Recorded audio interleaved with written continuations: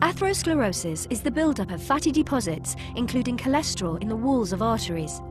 It's a major cause of cardiovascular disease, including stroke and heart attack, and contributes to the death of around 70 million people worldwide every year. This short presentation illustrates the key stages in its development and its main impact on cardiovascular health. Cholesterol is a natural, fat-like substance and is essential to health. However, too much cholesterol in your blood can be harmful.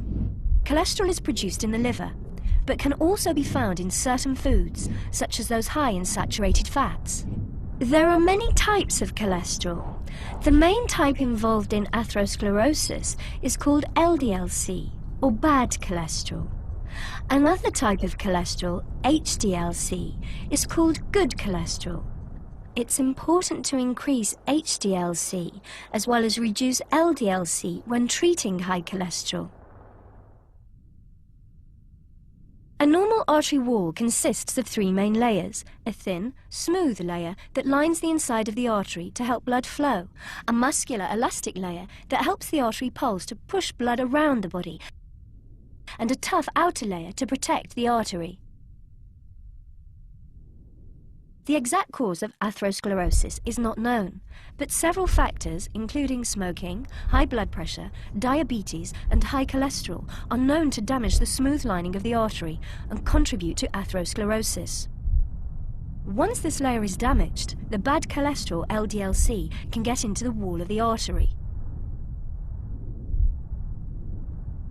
There are four key stages in the development of atherosclerosis. The body tries to defend against the invasion of LDL-C into the artery walls by activating specialized cells called macrophages to consume the LDL-C.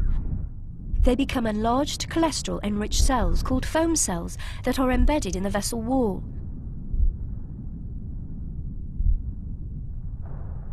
The accumulation of foam cells can be seen by the presence of fatty streaks in the vessel wall.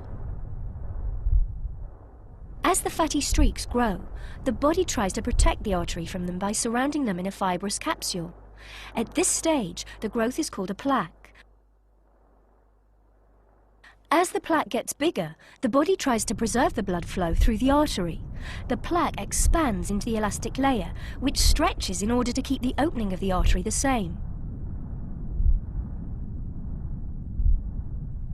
If the plaque continues to grow, its expansion will eventually intrude on the inner opening of the vessel, as the elastic layer cannot stretch anymore. This reduces the ability of blood to get through the artery. At this stage, physical symptoms such as angina may appear. Also, over time, calcium may be deposited in the plaque, making it hard and inflexible. This reduces the ability of the artery to expand to increase blood flow when needed, for example during exercise. As the plaque grows into the artery opening, it squeezes the blood through an ever smaller gap. The resulting increase in pressure at the narrowing can damage the capsule covering the plaque, which may then rupture, resulting in a blood clot that can completely block the artery. Depending on the location of the blockage, the consequences, such as stroke or heart attack, may be severe and could be life-threatening. Atherosclerosis is progressive, and it can take many years before symptoms appear. But some people can have no symptoms even with extensive atherosclerosis and are at risk from sudden death.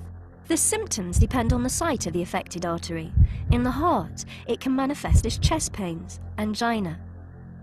In the brain, as a type of mini-stroke called transient ischemic attacks. And to the legs as a cramp-like condition called intermittent claudication, which can result in amputation of the limb. If a plaque ruptures, the resulting blood clot may block the artery and cause a heart attack or a stroke, which can often be fatal. Atherosclerosis may cause the artery wall to weaken, causing it to bulge under the pressure from the blood. This bulge, called an aneurysm, can rupture, and the resulting bleed, called a hemorrhage, can be fatal. We hope, after this presentation, that you understand how the bad cholesterol LDL-C contributes to cardiovascular disease and atherosclerosis, and what that means for your health. We also hope you appreciate why always taking your medication, as prescribed by your doctor, is so important in maintaining low LDL-C and high HDL-C in order to reduce your cardiovascular risk.